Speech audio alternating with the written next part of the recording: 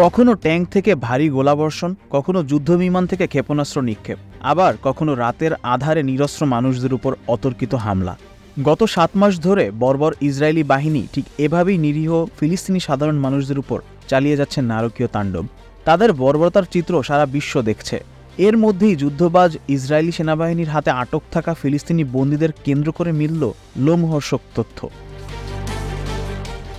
গাজায় চলমান আগ্রাসনের সময় ইসরায়েলি সেনাবাহিনীর হাতে আটক ফিলিস্তিনিদের বন্দী অবস্থায় নির্যাতনের তথ্য ফাঁস করেছেন 3 ইসরায়েলি। তারা প্রত্যেকেই গাজা থেকে 18 মাইল দূরে ইসরায়েলের নাগেভ মরুভূমির সেড তেইমান ডেজার্ট ক্যাম্পে ফিলিস্তিনি বন্দীদের নির্যাতনের কথা তুলে ধরেছেন। 10 মে শুক্রবার সিএনএন এক প্রতিবেদনে সে সকল তথ্য প্রকাশ করে।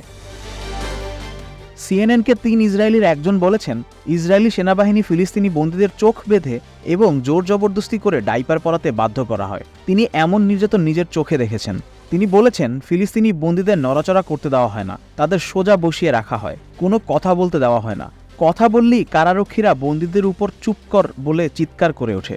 যারা এর পরও কথা বলার চেষ্টা করে তাদের ধরে নিয়ে করা হয় পাশবিক নির্যাতন। এমনকি চোখ বাঁধা অবস্থাতেও বন্দীদের উকি দেওয়ার অনুমতি নেই। বন্দীদের পাহারায় নিয়োজিতদের চিৎকার করে নীরবতা বজায় রাখতে নির্দেশ দেওয়া আছে। এছাড়া যারা নির্দেশ মানছে না তাদের চিহ্নিত করার দায়িত্ব প্রহরীদের দেওয়া আছে। তারা ওই বন্দিশালার এমন একটি চিত্র তুলে ধরেছেন যেখানে মাঝে মাঝে অনবরত হাতকড়া থাকার জখম বন্দীদের হাত অনেক সময় বিচ্ছিন্ন করে ফেলা হতো, আর এই কাজটি করত অদক্ষ টেকনিশিয়ানরা। 3 ইসরায়েলি জানিয়েছেন, সেড তেইমান ডেজার্ট ক্যাম্প বন্দি শিবিরটি গাজা থেকে 18 মাইল দূরে অবস্থিত। এটি 2 অংশে বিভক্ত। এর একটিতে 70 জন ফিলিস্তিনি বন্দীকে ভয়াবহ পরিস্থিতির মধ্যে রাখা হয়েছে। তাদের নড়াচড়ার সুযোগও একেবারে কম। এছাড়া সেখানে একটি ফিল্ড হাসপাতালও রয়েছে। সেখানে ফিলিস্তিনি বন্দীদের ডাইপার পরিয়ে বিছানার সঙ্গে বেঁধে রাখা হয় এবং খাবার দেওয়া হয় পাইপ দিয়ে। ওই হাসপাতালে কাজ করেছেন এমন একজন বলেছেন, নিজেকে মানুষ বলে দাবি করতে পারেন এমন সব কিছুই বন্দীদের কাছ থেকে ছিনিয়ে নেওয়া হয়। তিনি বলেন, তথ্য উদ্ধার করতে তাদের সঙ্গে এমন আচরণ করা হয় না, বরং ক্ষোভ আর প্রতিশোধের নেশা থেকেই তাদের সঙ্গে এমন করা হয়। 7 অক্টোবর ইসরায়েলে হামলার প্রতিশোধ নিতেই তাদের সঙ্গে এমন আচরণ করা হয়। এদিকে সিএনএনের প্রতিবেদনের এসব অভিযোগ ইসরায়েল ডিফেন্স ফোর্স আইডিএফ খ্যাত ইসরায়েলি সেনাবাহিনী প্রত্যাখ্যান করেছে। এক বিবৃতিতে আইডিএফ সিএনএনকে জানিয়েছে, বন্দী থাকা জিম্মিদের সঙ্গে সবসময় উপযুক্ত আচরণ নিশ্চিত করা হয়।